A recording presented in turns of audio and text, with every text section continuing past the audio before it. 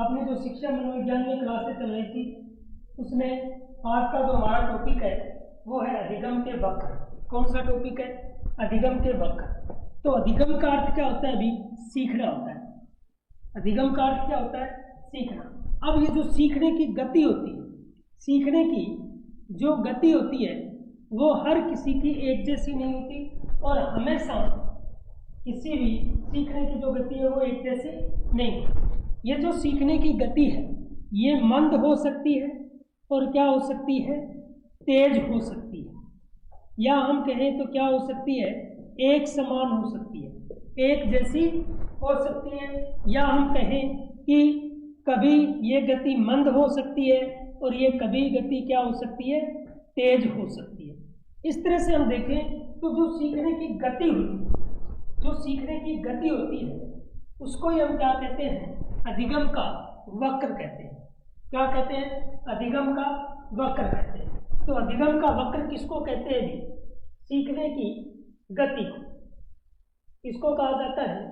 सीखने की गति को क्या कहा जाता है? भी अधिगम का वक्र कहा जाता है।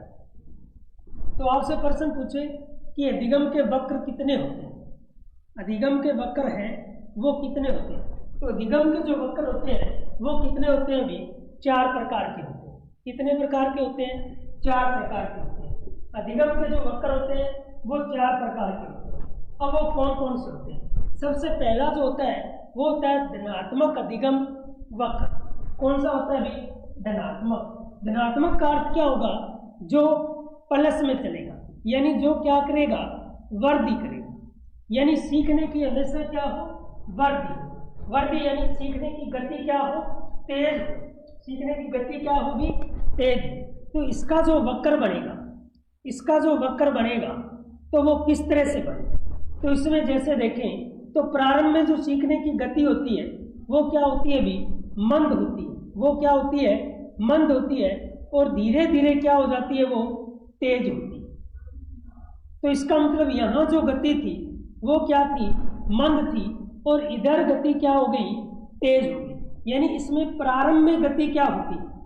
प्रारंभ में जो सीखने की गति होती है वो क्या होती है? भी मंद होती है और बाद में क्या हो जाती है? तेज हो जाती है। बाद में क्या होती है? तेज होती है।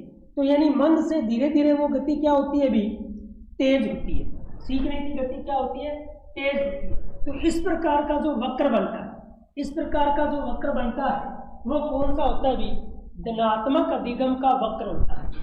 धनात्मक को हम दूसरे नाम से देखें तो क्या जानते हैं? भी सकारात्मक बोलते हैं। इसको कौन सा वक्र बोला जाता है? सकारात्मक वक्र भी बोला जाता है। तो यानी इसमें गति पहले मंद होती है और बाद में क्या होती है? तेज होती है।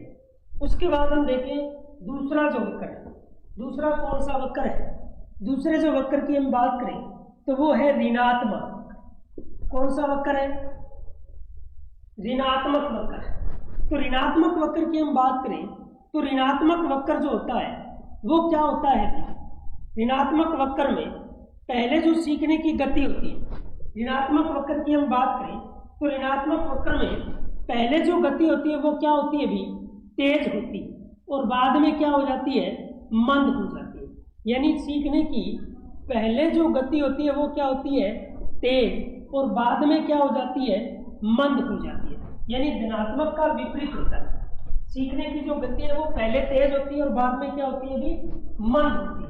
तो इस प्रकार के अधिगम वक्र को किस नाम से जानते हैं? भी ऋणात्मक अधिगम वक्र से जानते हैं। इन्हें कहा जाता है नकारात्मक।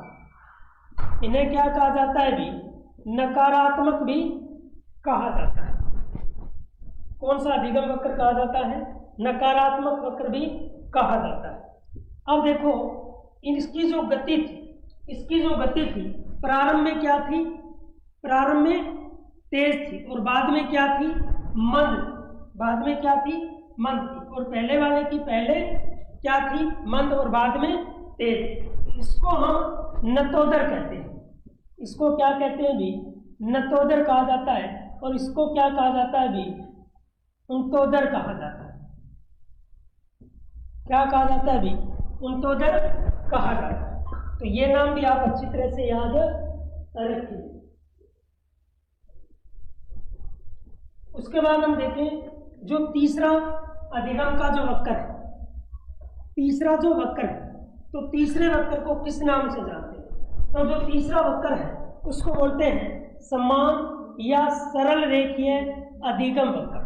समान या सरल रेखीय अधिगम वक्र। अब इसका जो वक्र बनता है वो किस तरह से बनता है, यानी इसमें जो सीखने की गति है वो प्रारंभ में से लेकर अंत तक क्या रहती है भी, समान गति रहती है।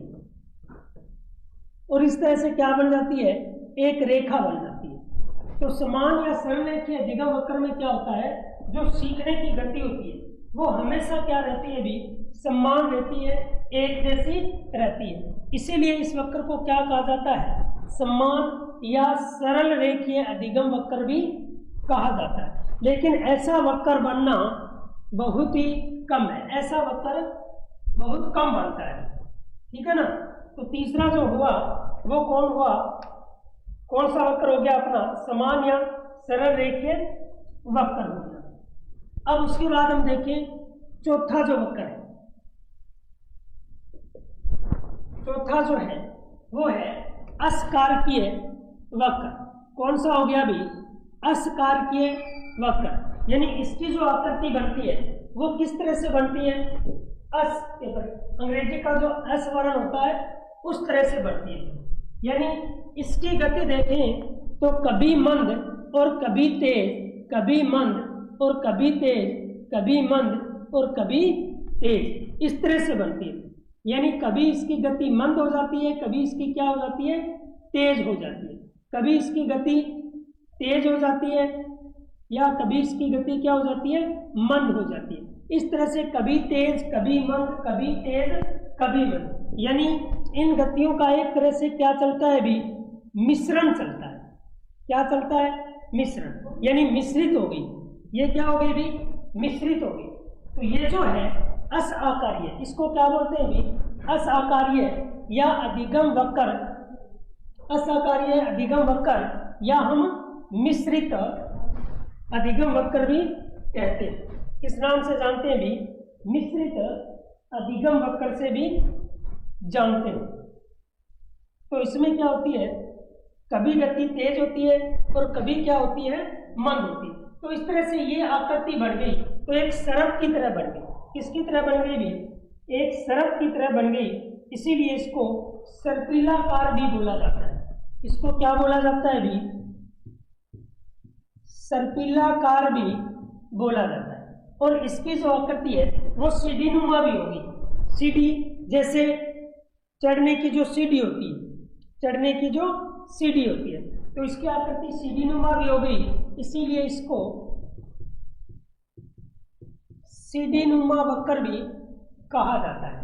क्या कहा जाता है भी, सीढ़ी नुमा वक्र भी कहा जाता है। तो इस तरह से हम देखें तो अधिगम के जो वक्र होते हैं, अधिगम के जो वक्र होते हैं वो कितने प्रकार के होते हैं भी, 4 प्रकार के होते हैं। अधिगम के जो वक्र है वो कितने प्रकार के होते हैं, 4 प्रकार के होते हैं। कौन कौन से, धनात्मक, ऋणात्मक, समान या सरल रेखीय अधिगम, या जिसको बोलते हैं असाकारीय अधिगम, या जिसे हम बोलते हैं मिश्रित, सर्पिलाकार या सीढ़ीनुमा। तो ये थे हमें हमारे अधिगम के वक्र। मिलते हैं आगे की क्लास में, तब तक के लिए सभी का धन्यवाद।